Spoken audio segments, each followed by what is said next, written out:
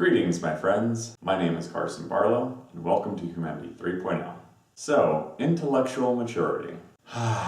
So yeah, this is by far my jam. Now before I dive into this, let me get a little philosophical first. So there's a lot of metrics that people use for how successful an individual is, and for me, really, I've just kind of boiled it down to just one thing. How happy are you throughout your life? Now there's a whole lot more to that than I have time for in this statement, but I do bring it up for a couple of reasons. The first is that particularly smart people do have a tendency for depression or other mental variations. Of course, I use the word tend because that's not necessarily the case, but trust me, I've had my bouts with depression. But I believe that just like any other tool, intellect is most effective when you know how to use it. Which actually brings me to my next point.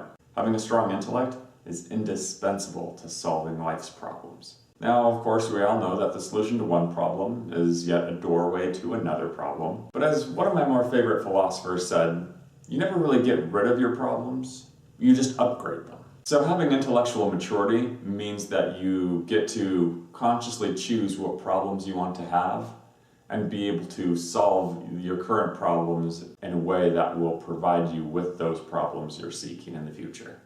So let's get into the nitty-gritty of this. Now I'd say that there's about 3 core activities that a mentally mature individual can do. Learn new things, do logic, and unlearn outdated information. Now while this may seem simple enough, it sure ain't sometimes. So let's take a look at some of the supporting concepts behind these 3 things. So 1, learning new things. Now really when it comes down to it, the best thing you can do for this is just to develop a general love of learning. Science!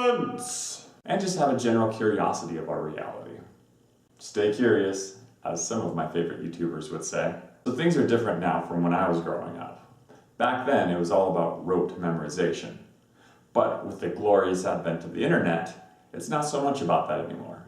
It's more about being able to find the information and reference that later. Number 2, do logic. Do you do logic, bro?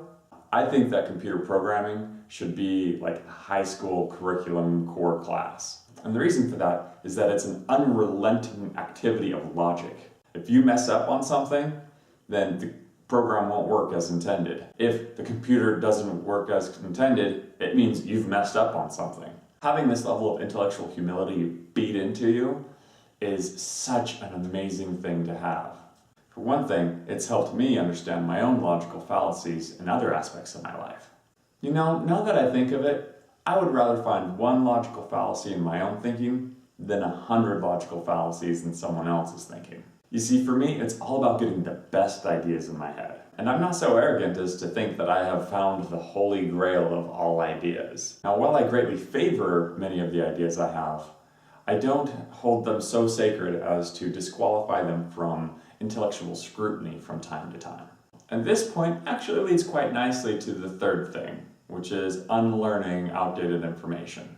Raise your hand if you'd gotten upset when Pluto got kicked off the planet list. Now while this is a relatively trivial matter, it does illustrate quite nicely the difficulty of unlearning something. Now to be fair, unlearning things isn't quite something that I've been able to develop a systematic approach to, yet.